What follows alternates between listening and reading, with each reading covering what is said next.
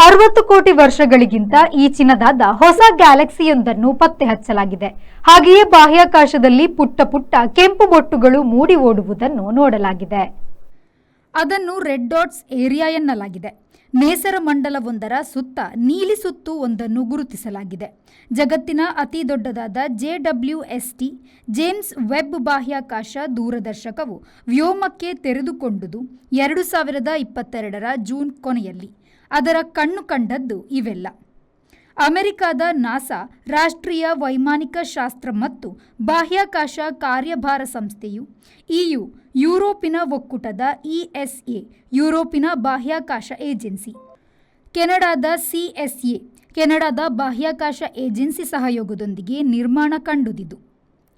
ಅತಿ ಹಳೆಯ ಮತ್ತು ಅತಿ ದೂರದ ವ್ಯೋಮ ವಿಷಯ ತಿಳಿಯುವ ಗುರಿಯಿಂದ 1161.4 ಕಿಲೋ ಭಾರದ ಇದನ್ನು ಡಿಸೆಂಬರ್ 25, 2021ರಲ್ಲಿ ಮೇಲಕ್ಕೆ ಏರಿಸಲಾಗಿತ್ತು. ಮೊದಲ ನಕ್ಷತ್ರ, ಮೊದಲ ತಾರಾಪುಂಜ ಕಂಡುಹಿಡಿಯುವ ಇದರ ಗುರಿ ಮುಂದುವರೆದಿದೆ. ಇದು ದೊಡ್ಡ ಹಬಲ್ ದೂರದರ್ಶಕಕ್ಕಿಂತ 6 ಪಟ್ಟು ಹೆಚ್ಚಿನ ನೋಡು ಬಲವನ್ನು ಹೊಂದಿದೆ. ಇದು 6 ಭುಜದ ಚಿನ್ನದ ರೇಖಿನ ಬೆರಿಲಿಯಂ ಕನ್ನಡಿ ಹೊಂದಿದೆ. ಮೇರಿಲ್ಯಾಂಡ್ನ ಗೋಡಾರ್ಡ್ ಬಾಹ್ಯಾಕಾಶ ವಿಮಾನ ಕೇಂದ್ರದಲ್ಲಿ ಇದನ್ನು ಅಭಿವೃದ್ಧಿಪಡಿಸಲಾಗಿತ್ತು. ಜೇಮ್ಸ್ ಇ ವೆಬ್ 1961ರಿಂದ 68ರ ನಡುವೆ ನಾಸಾ ಆಡಳಿತಾಧಿಕಾರಿಯಾಗಿದ್ದರು.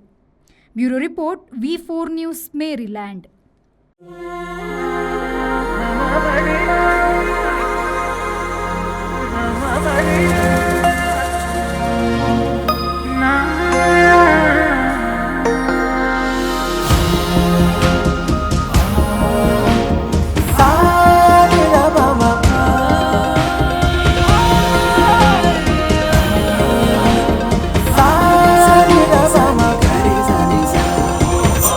VNR Gold.